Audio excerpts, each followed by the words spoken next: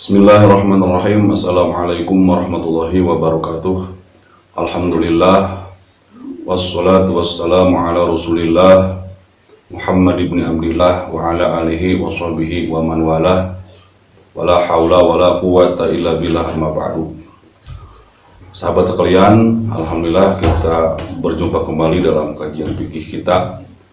Dan pada kesempatan kali ini kita akan membahas secara khusus mengenai khutbah Idul Fitri, di mana pada pengajian kemarin kita membahas mengenai sholat Id berikut prakteknya.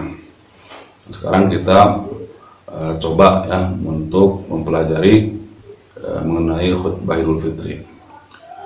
Dan perlu kita ingat bahwa khutbah Idul Fitri itu hukumnya sunat. Ya. Hukumnya sunnah, artinya ketika dikerjakan kita mendapat kebaikan, dan ketika kita tinggalkan kita tidak berdosa melainkan merugi. Tapi kesunahan ini ya muncul ketika sholat idnya ini dilaksanakan secara berjamaah. Ya. Andai kata sholat idnya tidak diberjamaahkan, ya hanya sendirian atau jamaahnya kurang daripada 4 orang, maka ini tidak sunnah untuk melaksanakan khutbah. Atau jamaahnya lebih daripada 4 orang tapi tidak ada yang berkemampuan melaksanakan khutbah, maka itu pun kita boleh meninggalkan khutbah. Ya.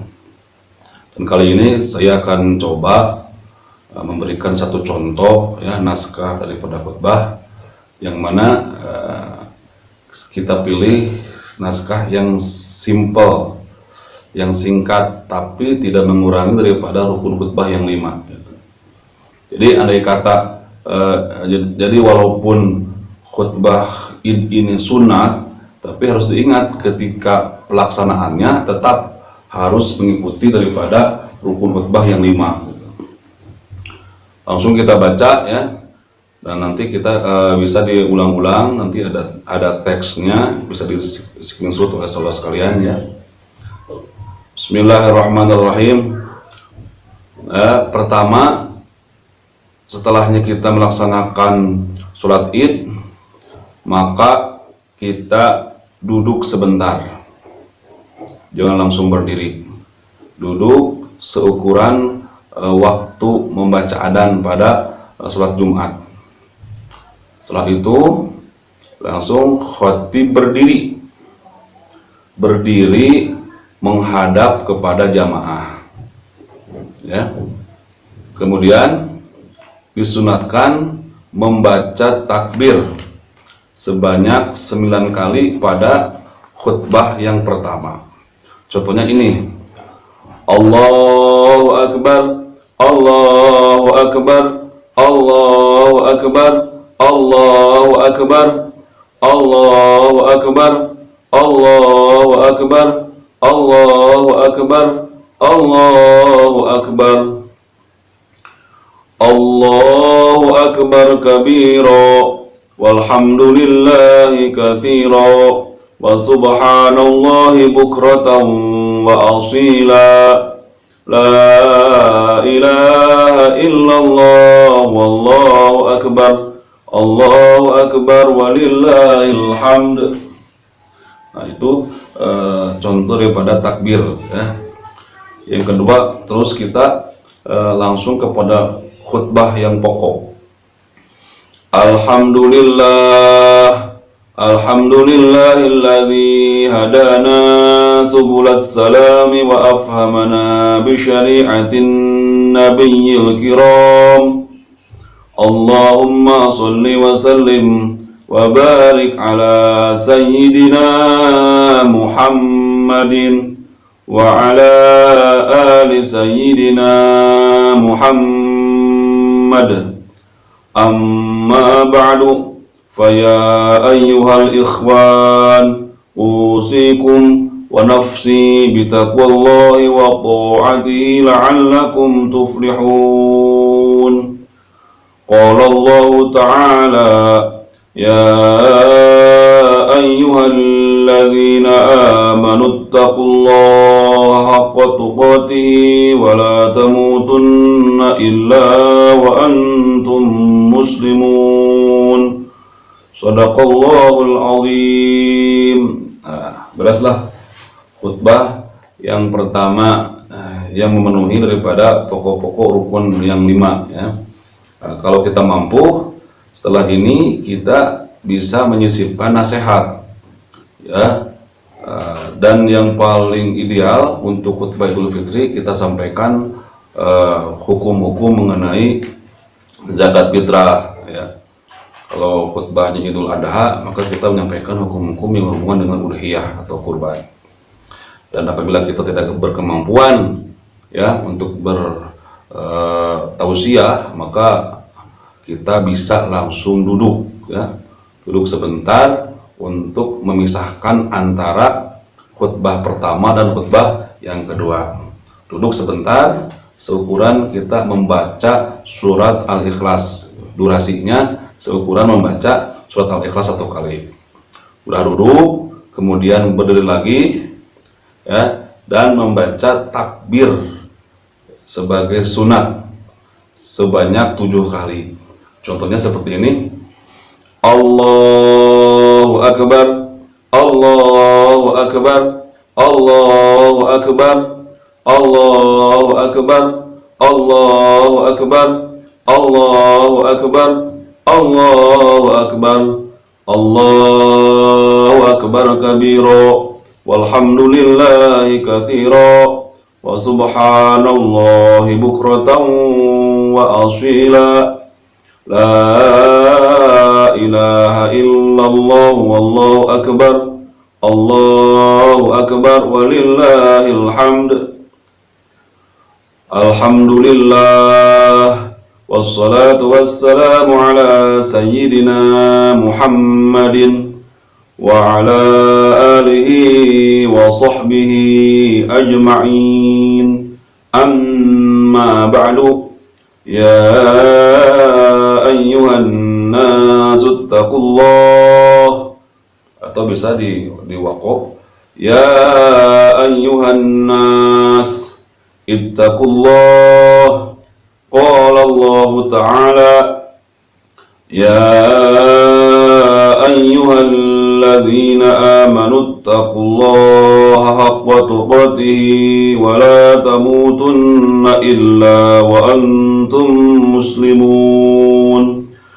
Allahumma ighfir lil mu'minina wal mu'minat wal muslimina wal muslimat al-ahya'i minhum wal amwat. Rabbana atina fid dunya hasanah wa fil akhirati hasanah wa qina adzaban nar.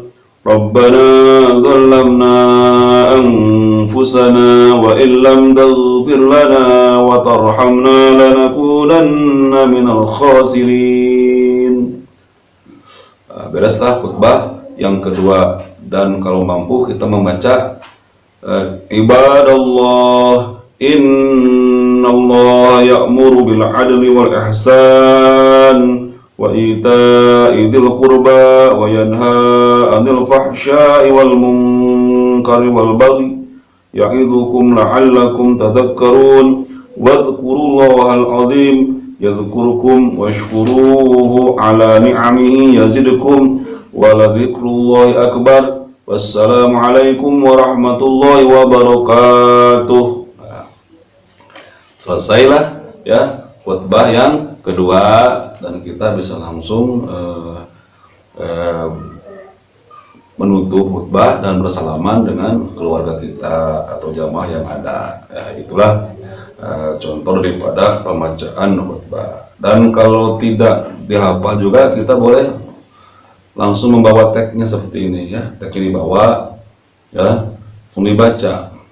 Nah, sekali lagi ya, yang penting bagi sahabat-sahabat yang tidak mampu bertausiah, maka yang paling penting kita ambil rukunnya aja. rukunnya aja yang 5 gitu. Dan ini tidak boleh tidak. Jadi walaupun khutbah ini sunnah, tetapi rukunnya tetap harus dijalankan.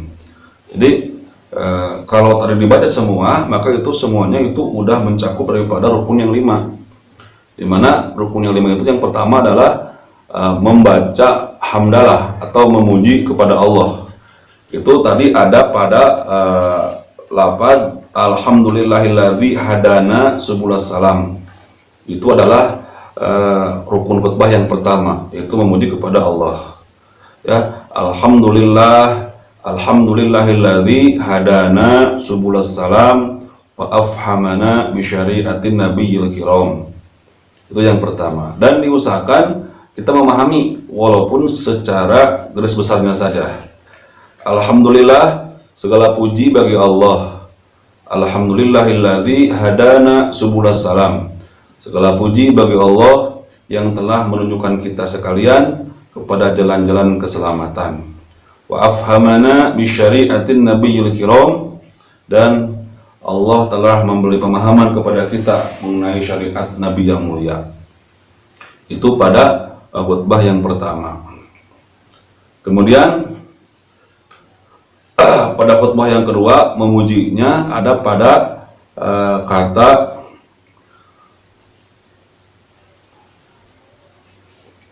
alhamdulillah, ya, wassalatu wassalamu ala sayyidina Muhammadin, ya, wa ala alihi wa sahbihi ajma'in. Ada dalam kata alhamdulillah, ya. Yang pertama ada pada alhamdulillah, artinya segala puji milik Allah. Itu pujian pada khutbah yang kedua. Yang kedua, rukun khutbah itu adalah membaca sholawat kepada Nabi dengan bahasa apapun, ya, dengan sigat yang manapun boleh itu. Yang penting intinya adalah bersalawat kepada Nabi secara langsung. Dalam khutbah yang ini ada pada Allahumma sholli wa sallim wa barik ala sayyidina Muhammadin, ya, wa ala ali sayyidina Muhammad. Ya, artinya Allahumma, semoga ya Allah, sholli wa sallim wa barik ala sayyidina Muhammadin, semoga engkau mencurahkan rahmat dan keselamatan dan keberkahan atas junjungan kita sekalian, yakni Nabi Muhammad sallallahu alaihi wasallam, wa ala ali sayyidina Muhammad, dan begitupun kepada keluarga Nabi Muhammad sallallahu alaihi wasallam. Itu pada khutbah yang pertama. Kalau pada khutbah yang kedua itu ada pada kata wassalatu wassalamu ala sayyidina Muhammad wa ala alihi wa sahbihi ajma'in. Maknanya sama dengan lafaz yang tadi. Yang ketiga, ya, rukun khutbah itu adalah berwasiat takwa. Ya, pada khutbah yang pertama ada pada kata faya ayyuhal ikhwan usikum wa nafsi bitaqwallah wa ta'atihi la'allakum tuflihun. Artinya, faya ayyuhal ikhwan, wahai saudara-saudara sekalian, usikum wa nafsi bitaqwallah, aku wasiatkan kepada kalian dan kepada diriku sendiri untuk bertakwa kepada Allah, wa ta'atihi la'allakum tuflihun, dan untuk taat kepada Allah supaya kalian menjadi orang-orang yang beruntung. Itu daripada wasiat bertakwa pada khutbah yang pertama. Dan pada khutbah yang kedua ada pada bahasa ittaqullah, ya, atau dimulai pada amma ba'du, ya ayuhan nas ittaqullah itu. Amma ba'du, ya ayuhan nas ittaqullah. Itu bahasa daripada apa? Bahasa daripada wasiat bertakwa. Ya ayuhan nas, wahai manusia-manusia, ittaqullah, bertakwalah kepada Allah, bertakwalah kepada Allah. Qala Allah Ta'ala, Allah berfirman, ya ayyuhalladzina amanu taqullaha haqqa tuqatih wa la tamutunna illa wa antum muslimun. Wahai orang-orang yang beriman, bertakwalah kepada Allah sebenar-benarnya takwa, dengan sesungguh-sungguhnya takwa kepada Allah. Wala tamutunna illa wa antum muslimun, dan janganlah kalian mati kecuali dalam keadaan Islam. Itu wasiat bertakwa pada khutbah yang kedua. Kemudian yang keempatnya adalah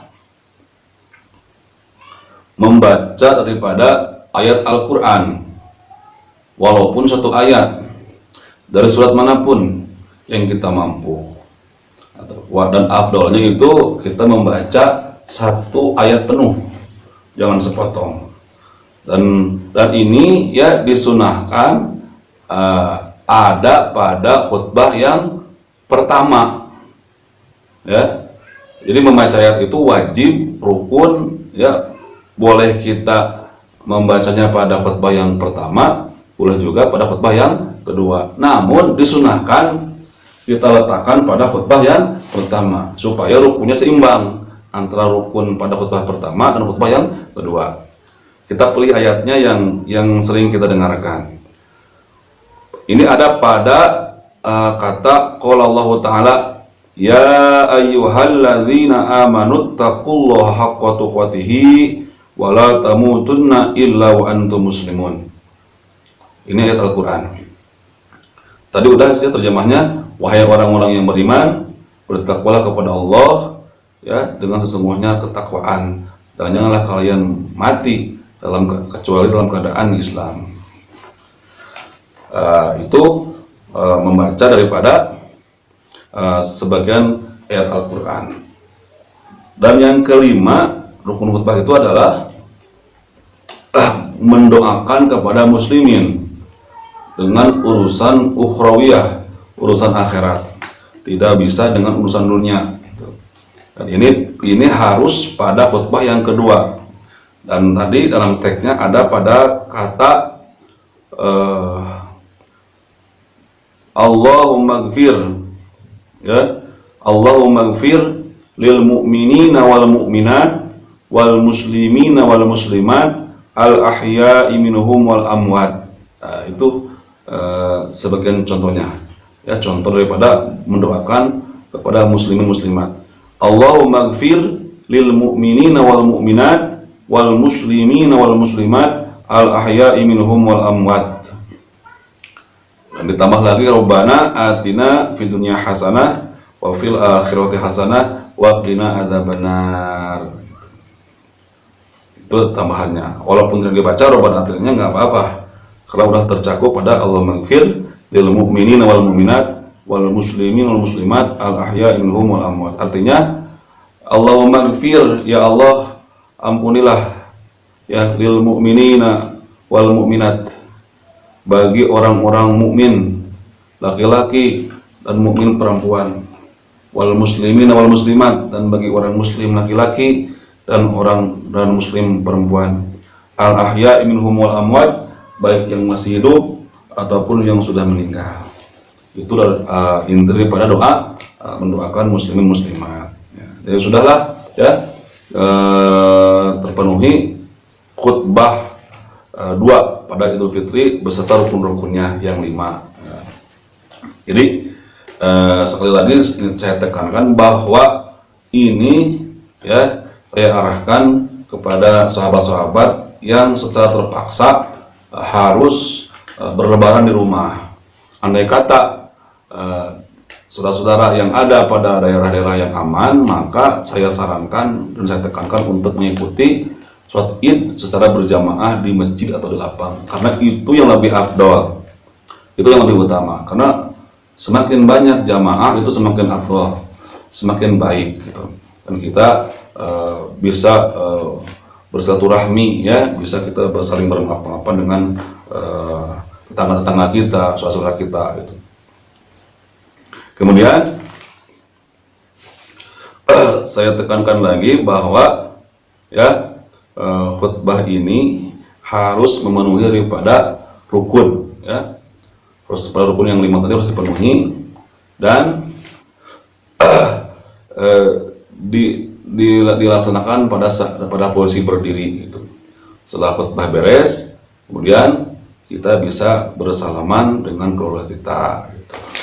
Itulah yang dapat saya sampaikan. Semoga bermanfaat, ya, khususnya bisa membantu kepada saudara-saudara sekalian yang tidak bisa menghadiri khutbah di masjid atau di lapang, terutama sahabat-sahabat kita yang harus bertugas, ya, di perusahaan-perusahaan, di pabrik-pabrik, tidak bisa libur, yang memaksa mereka untuk melaksanakan Lebaran di tempat kerja masing-masing. Sekian, terima kasih atas perhatiannya. Wassalamualaikum warahmatullahi wabarakatuh.